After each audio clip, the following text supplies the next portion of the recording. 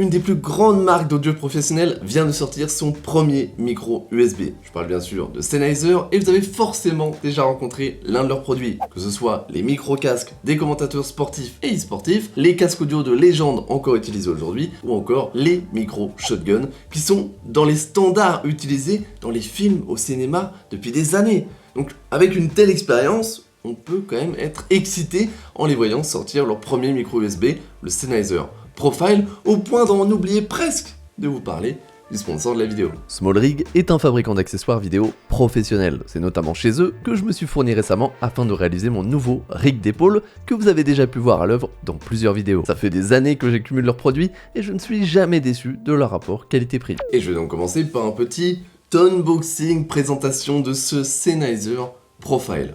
Alors déjà, c'est un nom un peu bizarre, Sennheiser Profile, mais c'est plutôt simple à retenir. Donc je pense qu'en termes de marketing, c'est pas mal. Par contre, il y a un problème qu'il faut que je vous montre absolument et on commence à le voir. C'est que je l'ai reçu comme ça, je vous le dis. Je vous fais un petit peu la scène. Je reçois le micro, je le prends comme ça. Sauf qu'au lieu d'être à ça d'une table, bah, il est tombé par terre. Il est tombé par terre. Mon micro Sennheiser Profile est tombé par terre. C'est un micro entièrement en métal. Donc je suis pas du tout fan de ce design de boîte, très honnêtement Sennheiser. Oui, le scotch était bien mis, bien sûr. Là, évidemment, entre deux, je l'ai ouvert, donc ça joue. Mais moi, je l'ai sorti du carton, j'ai pris la boîte, il est tombé par terre. Et évidemment, je pense que c'est un exemplaire envoyé à différents influenceurs, puisque ça, c'est Sennheiser qui me l'a envoyé. Donc ça joue. Il a sûrement été un petit peu mal refermé, mais quand même, je pense que c'est un design qui est dangereux. Parce que même, imaginez, vous l'avez utilisé pendant un temps, vous le laissez de côté pendant quelques semaines, quelques mois, vous voulez pour le reprendre et là, il tombe par terre. C'est quand même très très bête. Donc je suis vraiment pas fan de ce truc, c'est un petit peu dommage pour moi, mais bon, c'est pas non plus la mort. Alors comme je le disais, le micro est entièrement en métal, et ça c'était plutôt cool, ça fait du bien, ça fait longtemps, parce que l'un des derniers c'était le Wave 1, et on va en parler forcément, parce que c'est un peu le concurrent principal, mais là ça fait plaisir, vous voyez, tout petit. Alors il est tout petit, je vous mets le Wave 1. En termes de taille de micro, regardez, si je les mets là, c'est la même taille. Il fait 5 cm par 15 cm, c'est la même taille que le Wave 1. Simplement, le Wave 1 a une base très très haute pour le mettre plus haut. Et en fait, au début, je me disais, bon, on s'en fiche. Mais non, parce que regardez, imaginez, je suis au milieu, je suis sur mon bureau comme ça, là. Alors, vous voyez pas forcément très bien comme ça. Mais le problème, c'est que là, le bureau, il est très haut. Mais si le bureau, là, a une hauteur normale, eh bien, lui, il se retrouve très bas. Très bas. Et le souci principal qu'il a, et vous allez le voir, c'est qu'il a une butée. En fait, je vous mettrai des b-rolls bien sûr, mais je peux pas l'engager plus que ça. Là, il est bloqué. Il est bloqué. Je peux pas l'engager plus que ça, il a une butée. Pour ne pas faire en sorte qu'il puisse tourner à l'infini. Pourquoi? Parce que lui, il peut, Lui, on s'en fout. Lui, on fait ce qu'on veut. Alors, la raison derrière, en fait, elle est très intelligente, mais d'un autre côté, ça peut gêner. C'est pour ne pas casser les câbles USB. Je ne savais pas que c'était possible, mais apparemment, il y a des utilisateurs qui, par exemple, sur le Wave 1, vont brancher un câble USB, ici, normal, et sans faire exprès, je sais pas, un accident domestique, eh bien, ils vont appuyer comme ça, et le câble USB, malheureusement, il va essayer de suivre, et il va se péter à ce niveau-là. Il va se péter à ce niveau-là, parce qu'il n'y a pas une butée qui l'empêche de continuer. Et donc, Sennheiser a pensé à ça, et ce qui fait que vous ne pouvez pas pousser le micro plus que ça.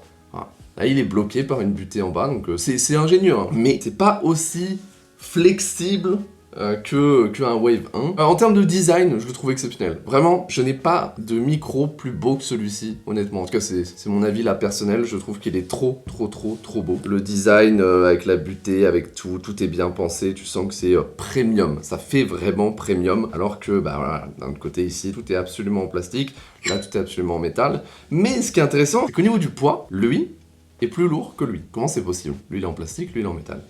Alors, Sennheiser, ils ont fait en sorte que leur micro, là, entièrement en métal, il est plutôt lourd. 350 grammes, le micro, comme ça. Mais il a une base très légère. C'est-à-dire que avec la base, il fait 410 grammes. Donc ça fait une base de 60 grammes, si je sais encore compter. Une base de seulement 60 grammes. Et pourtant, elle est en métal. Mais c'est une fine couche de métal. Donc le tout fait 410 grammes. Alors que d'un autre côté, le Wave 1, fait 280 grammes sans sa base, donc extrêmement léger, beaucoup plus léger que le Sennheiser, mais avec sa base, il fait 585 grammes.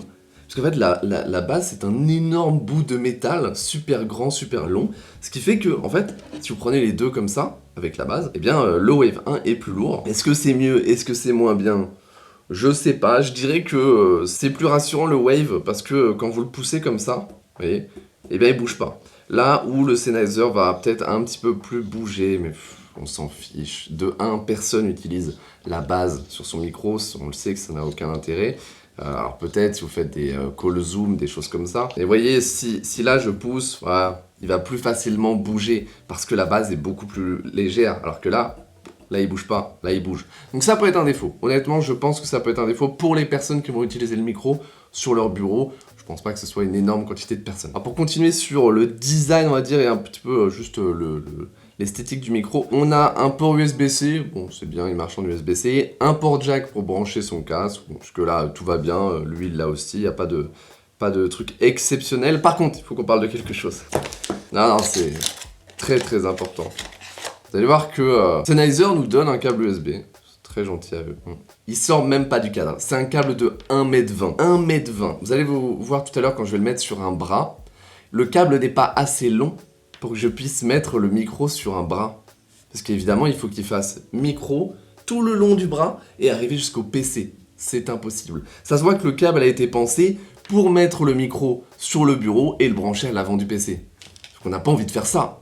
On a envie de faire ça si on fait des calls Zoom. On n'a pas envie de faire ça si on veut streamer avec. Pour moi, c'est une très très mauvaise idée d'avoir fait un câble d'1m20 comme ça. C'est vraiment, pour moi, bête. C'est dommage parce qu'en plus, c'est un câble qui devient inutile. Parce qu'on essaye d'économiser peut-être du plastique, de l'argent, de la pollution. J'en sais rien ce qu'on essaye de faire en proposant des câbles aussi courts, mais c'est juste nul. Parce qu'on va tous devoir racheter un câble ou devoir aller en retrouver un quelque part perdu. Parce que c'est inutilisable. 1m20, c'est inutilisable. Pour du streaming, bien sûr, je le précise. Et pour terminer, on a 3 knobs. Déjà, c'est pas mal. Un knob, évidemment, pour le volume du micro. Un knob pour gérer la balance entre si vous entendez plus votre voix ou le PC, quand vous branchez le casque à l'arrière, bien sûr. Et un knob pour le volume complet du casque. Donc c'est vraiment, en fait, juste sur le micro, vous pouvez gérer plutôt bien votre audio. Et ça, c'est cool. C'est de la qualité. C'est hyper agréable à tourner, ce qui n'est pas le cas de tous les knobs. On a un petit bouton mute et qui est vraiment très très bien. Je sais pas comment je vais vous le montrer forcément, mais en fait, d'un seul doigt, là, et sans que le micro bouge, je peux l'activer. Genre là, en fait, vous vous rendez pas compte, mais je l'active et je le désactive. Parce qu'il est très sensible. Alors, il est très sensible, vous n'allez pas l'activer sans faire exprès, vous doutez bien, c'est quand même un truc qui est difficile à atteindre. Mais là, je peux l'activer et le désactiver sans forcer, avec un doigt, et il ne fait pas de bruit. Et pourquoi je dis ça? Parce que d'un autre côté, on a le Wave 1, lui. Pour pouvoir activer et désactiver le micro, il faut appuyer sur ce knob, sauf que c'est pas possible. Ce n'est pas possible. Je vais essayer de visser un maximum ça. Le problème, c'est que si je visse un maximum ça, bah, il bouge plus le micro. Oh, j'ai réussi. Vous avez entendu, j'ai réussi. Sauf que pour y arriver, j'ai été obligé de détruire l'orientation de mon micro. Ça fait du bruit, c'est pas agréable. Donc voilà, ça c'est un énorme point positif. Pouvoir activer, désactiver un bouton mute, parce que bah, forcément, on va peut-être s'en servir beaucoup, les gens qui font des call zoom, n'importe quoi. C'est intéressant. Là, si je veux vraiment le faire sur le Wave 1, je suis obligé d'utiliser 2 mains. Ou une main avec plusieurs doigts. Ce qui n'est pas du tout pratique, on est bien d'accord. C'est un petit détail qui est pour moi assez important. Alors rapidement, les specs du micro pour ceux que ça intéresse, il a une plage de fréquence entre 20 et 20 000 Hz, comme quasiment tous les micros que j'ai déjà review. Une directivité cardioïde, ça veut dire qu'il va principalement capter les sons à l'avant, très peu à l'arrière et assez peu sur les côtés. C'est comme quasiment tous les micros encore une fois, mais ça veut dire que vous devez parler ici. Hein? Attention, parce que j'ai vu des vidéos, les gens ils parlent ici, les gens ils parlent ici. Non, la capsule elle est là et ça va vers l'avant. Il faut absolument parler vers l'avant du micro et pas autre part, sinon ça aura un son très mauvais. Il a un niveau de bruit équivalent à 28 décibels. Alors ça c'est une nouvelle stat que moi-même j'ai appris. Le niveau de bruit équivalent, c'est le niveau de bruit que va avoir le micro sans aucune entrée sonore. C'est-à-dire que sans lui envoyer aucune source sonore, eh bien, il aura un niveau de bruit de base de 28 décibels. Ce qui honnêtement est dans la norme, j'ai regardé, c'est à peu près la même chose sur le Wave, c'est à peu près la même chose sur plein de micros, mais voilà, c'est une donnée qui était dite sur le micro, sur le site Sennheiser, donc je me suis dit que j'allais vous la donner. Il a aussi un niveau maximal de pression sonore compris entre 85 et 125 décibels. Alors, le niveau maximal de pression sonore, c'est quel volume maximal de son il peut recevoir avant de se distordre, on va dire. Pour vous dire, 125 dB, c'est énorme. Je crois que l'hurlement humain le plus fort jamais enregistré, c'est 128 dB. Tout ça pour vous dire que c'est impossible que vous puissiez distordre le son de ce micro. En tout cas, attention, distordre le son à l'intérieur du micro. Puisqu'après, sur le PC, sur les logiciels et tout, vous pouvez toujours saturer. Mais ça, ce n'est pas inhérent au micro. C'est inhérent à votre logiciel de record, c'est inhérent à Windows, c'est inhérent un petit peu à l'interface audio, à plein de choses. C'est pas inhérent au micro. Ce qui est inhérent au micro, par contre, c'est sa prise casque, qui est malheureusement seulement en 16 ohms. Donc, vous ne pourrez pas brancher de casque très haut de gamme sans utiliser un amplificateur, un DAC, ce genre de choses qui est dommage, mais c'est la même chose sur tous les micros USB que j'ai déjà review, notamment celui-ci. Je vais maintenant aller le brancher pour qu'on entende, j'espère, ces dizaines d'années d'expérience qui ont donné ce petit micro USB.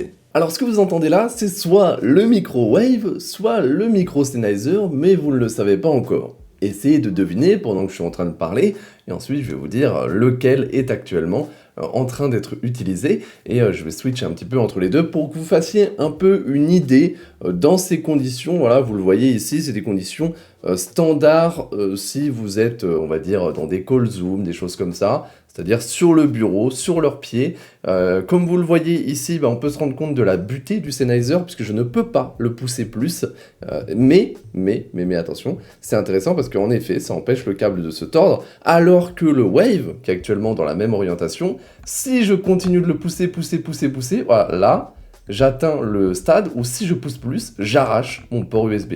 Donc en fait, non, maintenant que j'y pense, c'est très intelligent d'avoir fait ça. Je vais juste tester avec vous le bouton mute, comme je vous avais dit, c'est mieux quand même en direct. Donc là, je vais appuyer sur le bouton mute du Sennheiser tout doucement, et hop, il s'est activé. Là, vous avez le son du Wave et puis du Sennheiser. Je le désactive, alors que le Wave, eh bien, je ne peux pas, j'essaye comme je peux. Je suis obligé de le faire avec deux doigts. Ce n'est pas possible avec un doigt, donc c'est un petit peu dommage, mais c'est pas non plus trop grave. Maintenant, ce que je vais faire, parce que ces conditions-là ne sont pas forcément les plus intéressantes pour vous, les streamers, c'est que je vais mettre ces micros sur mon bras Rode PSA1 pour voir vraiment ce qu'ils peuvent donner en conditions normales. Vous entendez donc maintenant le Sennheiser Profile mis sur mon bras, là où je le mettrais si j'étais en stream. On peut voir que l'angle qu'on peut ajouter, même au maximum avec la butée, est totalement ce qu'il faut. C'est l'angle à 45 degrés qu'on veut. Je le mets sur le côté, pas trop loin de ma bouche. Donc là, il est censé être nickel. Moi, j'entends pas, donc ça va être à vous de juger. Je tiens à dire deux petits défauts. Déjà, vous voyez que j'utilise pas le câble normal. C'est pas parce qu'il est trop court. Certes, il est trop court. Mais c'est surtout que le câble fourni, je m'en étais même pas rendu compte comme ça, c'est un câble USB-C vers USB-C. Sauf que, comme je l'ai dit dans ma review de l'Insta360, on n'a pas tous des ports USB-C qui traînent sur notre ordinateur, et du coup, j'ai été obligé de changer le câble et de prendre un USB-C vers USB-B, vers USB-A plutôt. C'est dommage, honnêtement, Sennheiser, donner au moins un adaptateur comme a fait Insta360, c'est quand même un minimum pour moi. C'est pas normal de devoir trouver soi-même ou acheter un adaptateur pour pouvoir utiliser correctement son micro. Voilà, c'est un petit point. Deuxième petit point, c'est que là, le bras, il tient, mais c'est pas évident, parce qu'en fait, voilà, vous allez vous en rendre compte, il faut quand même que vous puissiez m'entendre, mais en fait, il est, vous voyez, ça va, mais ça dépend de la position du... Par exemple, si je fais ça, voilà, vous voyez, il remonte tout seul. Pourquoi ? Parce que le micro est léger, il est très léger. Mais c'est souvent le cas avec les micros USB. Ce Rode PSA1 n'est pas vraiment fait pour ce type de micro USB assez léger. C'est fait pour des gros micros ultra lourds comme celui-ci. Donc c'est vrai que c'est un petit peu, un peu bizarre, mais vous verrez. Ensuite, je vais passer au Wave 1 pour que vous puissiez vous faire une idée. C'est quand même beaucoup mieux que le Wave 1 à ce niveau-là. On a ça. Qu'est-ce qu'on va faire comme test ? Juste un petit test anti-pop. Et ensuite, je switch de micro et on discute un petit peu de tout. Vous n'avez pas forcément besoin de plus d'informations. Ce qu'il vous faut, c'est est-ce qu'il a une bonne qualité sonore ? Qu'est-ce qu'il vaut par rapport au Wave 1 ? Et globalement, ça suffit pour un micro. Donc là, je vais tester rapidement les plosives sur ce micro, puis je vais passer au Wave 1 et on enchaînera ensuite sur mon avis global. Donc, je teste les plosives sur ce micro Sennheiser Profile qui normalement est plutôt bon. J'avais déjà testé un petit peu avant et normalement ça tient plutôt bien et c'est grâce à sa petite grille qui est assez bien faite, tout en métal, beaucoup de mousse à l'intérieur. Donc c'est censé être plutôt bien, vous allez vous rendre compte par vous-même, peut-être que je dis n'importe quoi.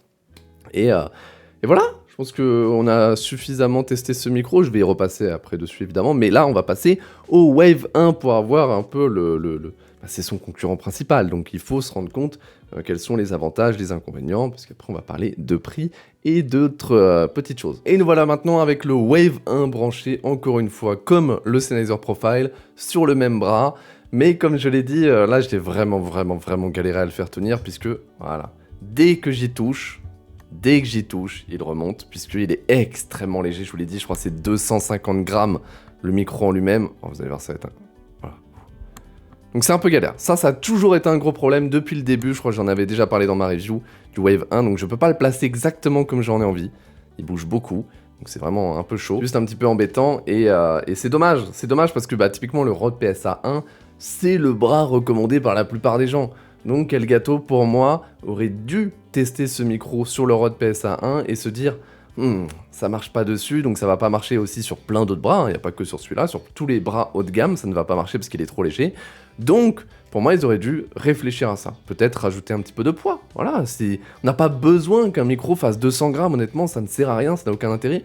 Donc, pour moi, ils auraient dû rajouter un petit peu de grammes. Bref, c'est pas la review du Wave 1, mais c'est un petit défaut, je trouve, par rapport à mon Sennheiser Profile maintenant. On va tester ensuite du coup juste les plosives, parce que maintenant vous vous rendez bien compte de la qualité audio. Je vais faire peut-être des switches entre celui-ci et le Sennheiser pour que vous puissiez vous rendre compte correctement. Et voilà, testons un petit peu les plosives sur ce Wave 1 d'Elgato. Normalement les plosives sont plutôt bons sur ce micro, même si c'est pas un choix SM7B, c'est évident. Et voilà, c'est tout pour le test de ce Wave 1 et la comparaison avec le Sennheiser Profile. Maintenant, dernière partie, je vais donner mon avis global. Est-ce que vous devriez l'acheter par rapport à son prix, qui est à peu près équivalent au Wave 1 ? Et vous allez voir qu'il y a beaucoup de choses à dire. Et on arrive au moment toujours délicat quand je review des micros USB, c'est que ce micro Sennheiser Profile a un bon son, même très bon son pour moi par rapport à son prix. Mais, et vous le voyez venir, il ne possède pas l'accès au logiciel Wavelink d'Elgato, sauf si vous avez bien sûr un Stream Deck Plus, dont je vous renvoie à la review que j'ai faite, puisque c'est le meilleur produit de stream encore aujourd'hui à mes yeux. Mais en fait, c'est un produit qui coûte très cher, 200-300 €, donc tout le monde ne l'a pas. Sauf qu'aujourd'hui, stream sans le logiciel Wavelink ou sans le logiciel GoXLR, eh bien ça se fait, je vais pas dire le contraire, mais on perd beaucoup de flexibilité et d'ergonomie dans nos streams. Donc si pour le même prix, je peux avoir un micro qui possède ce logiciel, en tout cas qui me donne accès à ce logiciel, eh ben ça devient difficile de recommander celui-ci. Et ça m'embête parce que on enlève le logiciel Wavelink, je prends ce Sennheiser Profile tous les jours. Il est plus beau, plus robuste, il a un son, je trouve, un petit peu plus agréable, il a en plus des petits knobs sur le dessus pour complètement gérer son audio, donc j'aimerais choisir ce micro. Et personnellement, vu que j'ai le Stream Deck Plus, donc j'ai accès au logiciel Wavelink, je prendrai ce micro Sennheiser Profile dès que j'ai besoin d'un micro USB à l'avenir. Et si vous avez besoin de vous tenir informé sur le streaming, vous pouvez rejoindre ma newsletter qui est dans la description. C'est gratuit, ça sort toutes les semaines et c'est rien que pour vous. Et je veux rectifier une chose que j'ai dit pendant la vidéo, ces deux micros ne sont pas réellement au même prix. Puisque ce micro Sennheiser Profile est vendu 130 € sur le site Sennheiser. Et ce micro Elgato Wave 1 était vendu à sa sortie 140 €. Et comme vous pouvez le voir sur ce graphe, son prix a baissé petit à petit jusqu'à atteindre les 100 €, voire même 60 € lors de grosses promotions Black Friday. Mais tout ça, c'est fini. Puisque depuis début janvier, le prix est monté petit à petit jusqu'à atteindre un montant absurde de 180 € pour un Wave 1 neuf. Alors ne commencez pas à aller DM Elgato pour leur dire que ce sont d'affreux capitalistes. Non, en fait, de ce que je me suis rendu compte, c'est que Elgato ne vend plus le Wave 1. Il n'est plus disponible à l'achat sur leur site, et ce n'est même pas Elgato qui le vend sur Amazon. Ce sont d'autres entreprises qui doivent avoir des stocks qui essayent de les écouler, d'où le prix de 180 €. Donc mon hypothèse, déjà, c'est qu'Elgato arrête de produire le Wave 1. Est-ce que c'est des soucis de production? Je ne pense pas. Moi, j'imagine, mon hypothèse, c'est qu'ils veulent conserver simplement le Wave 3 en micro USB et le Wave DX en micro XLR pour avoir que deux micros, éviter la confusion. Je pense que c'est plutôt intelligent s'ils font ça. Dans tous les cas, aujourd'hui, si vous voulez un micro Wave, soit vous achetez un Wave 1 à 180 €, soit vous achetez un Wave 3 à 180 €. donc autant acheter un Wave 3. Mais du coup, à 130 €, il n'y a plus de bons micros USB que j'ai review, attention. Et du coup, ce Sennheiser Profile rentre plutôt bien à ce niveau-là. Donc si vous avez 120, 130 € à débourser, je vous renverrai plutôt vers ce micro. Si vous avez la chance et que vous avez les moyens d'acheter un Stream Deck Plus, eh bien ça vous fera un setup complet, un setup parfait d'audio, tout comme ce message parfait pour le sponsor de la vidéo. Connaissez-vous Sound Alert? C'est une extension Twitch qui permet à vos viewers d'envoyer des effets sonores directement sur votre stream. Eh bien, Owned a décidé de créer sa propre version qui s'appelle Visuals and Sound Alert. Et avec ça, vos viewers pourront déclencher des effets vidéo et audio grâce à des beats, des points de chaîne et même gratuitement si vous le voulez. Et la particularité de ce produit Owned, c'est que vous pouvez installer le logiciel Owned Overlay qui va permettre d'afficher les effets directement sur votre écran, pas juste sur le stream, ce qui rend l'interaction encore plus poussée et je pense que pour certains types de stream, ça va plaire aux viewers. Donc si ça vous intéresse, le lien est dans la description, c'est totalement gratuit, pas besoin d'abonnement Own Pro ou quoi que ce soit, faut juste installer l'extension sur Twitch et ça fonctionne. Merci d'avoir regardé cette vidéo, moi je vous retrouve dans la prochaine, allez checker cette petite review bien entendu et comme d'habitude, je vous dis amusez-vous.